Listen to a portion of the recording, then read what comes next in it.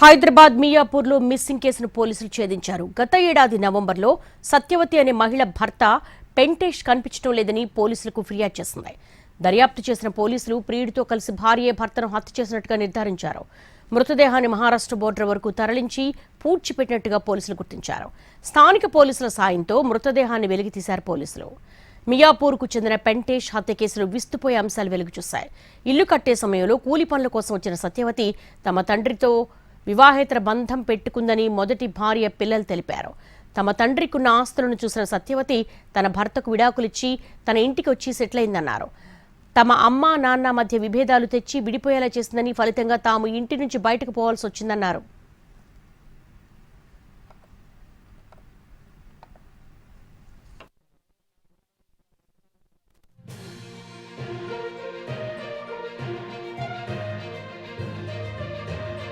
మియాపూర్కి చెందిన పెంటేష్ హత్య కేసులో సంచలన విషయాలు వెలుగులోకి వస్తున్నాయి. సత్యవతి అనే మహిళ మరో ఇద్దరితో కలిసి దారుణంగా హత్య చేసింది. ఆ హత్య కూడా 7 నెలల తర్వాత వెలుగులోకి వచ్చింది. తనే హత్య చేయడమే కాకుండా తిరిగి పెంటేష్ అదృశ్యం అయ్యాడు అని చెప్పి మియాపూర్ పిఎస్లో కేసు నమోదు చేసింది.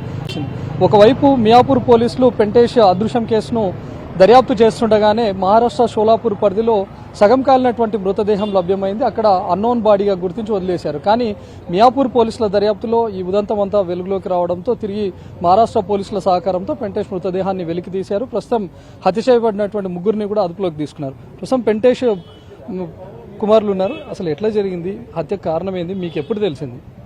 అన్న, మాకు మా డాడీ మిక్స్ అని చెప్పేసి అని మా డాడీ మిక్స్ అయిన 2 days తర్వాత తెలిసింది. అప్పటి వరకు మాకు అప్డేట్ లేదు. పిఎస్కి వెళ్ళినాను. నేను సత్యవతి పైన 2 pages కంప్లీట్ మియాపూర్ శివప్రసాద్ సిఐకి ఇచ్చిన. సత్యవతి మా ఇంట్లో మా డాడీ ఉంచుకున్న ఉంపుడు గతి. మా ఇంట్లో ఇల్లు కట్టేటప్పుడు కూలి పనికి వచ్చిన ఆమెతో పాటు వాళ్ళ ముగ్గురు అన్నతమ్ములను తీసుకొచ్చి శేషు, ప్రసాద్, వాళ్ళ చిన్న నాకు తెలియదు, వాళ్ళ తమ్ముడు పేరు, వాళ్ళు మా ఇంట్లో వచ్చి మా డాడీని మా ముగ్గురు పిల్లల్ని దూరం చేసి ఆమె మా డాడీకి ఉన్న ఆసుపత్రులను చూసి ఆమె మా డాడీని మెయింటైన్ చేసింది. ప్రతి దానికి కారణం సత్యవతితో పాటు ఇంకా నాకు మా ఫ్యామిలీలో మా అన్న తమ్ములు కొంతమంది ఉన్నారని నా నమ్మకం. మా అన్న తమ్ములు సత్యవతితో పాటు చేయగలుగుతున్నారు. నాకు మా అన్న తమ్ములు అందరు కాదు. సత్యవతి కూలి పనులకు ఇక్కడికి రాకన్నా ముందు వరకు కూడా మీ మదర్ మీరంతా కూడా కలిసి హ్యాపీగానే ఉన్నారు. నాకు 4 years ఉన్నప్పుడు మమ్మీ డాడీ విడిపోయినారు. వాళ్ళిద్దరు అండర్స్టాండింగ్ లేక కూడా విడిపోయినారు. నాకు మొత్తం పూర్తిగా తెలియదు. మా మమ్మీ డాడీ కూడా నన్ను ఎట్లా పెంచున్నారంటే, మా పాస్ట్ నీకు ఎందుకు చెప్పాలి చెప్పము. నాకు ఒక అక్క, ఒక చెల్లెలు, మేము ముగ్గురం మా మమ్మీకి.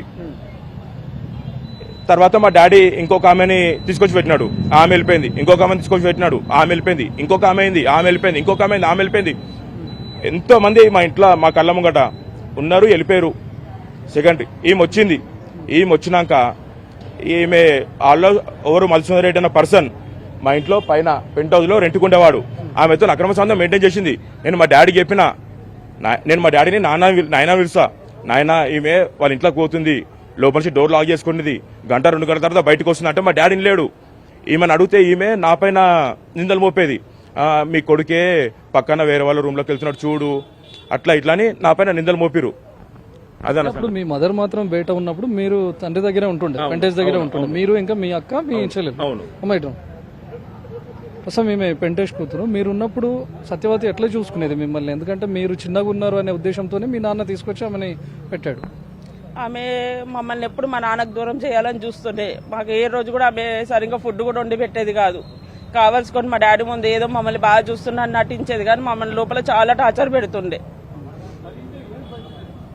మధుసూదన్ రెడ్డి పరిచయం అయి చాలా ఏళ్ళు అవుతుంది. తనతోనే మా ఇంట్లో రెంట్కుండేవాడు. మా ఇంట్లో రెంట్కున్నాక వాడేదో జిమ్ చేస్తాడు. వాని బాడీ నచ్చో, వాని పర్సనాలిటీ నచ్చో, ఈమెకున్న హ్యాబిట్స్ నాకు తెలియదు. ఆమె వాటితో ఇల్లీగల్ రిలేషన్ మెయింటైన్ చేసింది. నేను అబ్జర్వ్ చేసిన, మియాపూర్ పిఎస్ లో చెప్పిన, హ్యాండ్ రైటింగ్ లో కంప్లైంట్ ఇచ్చిన.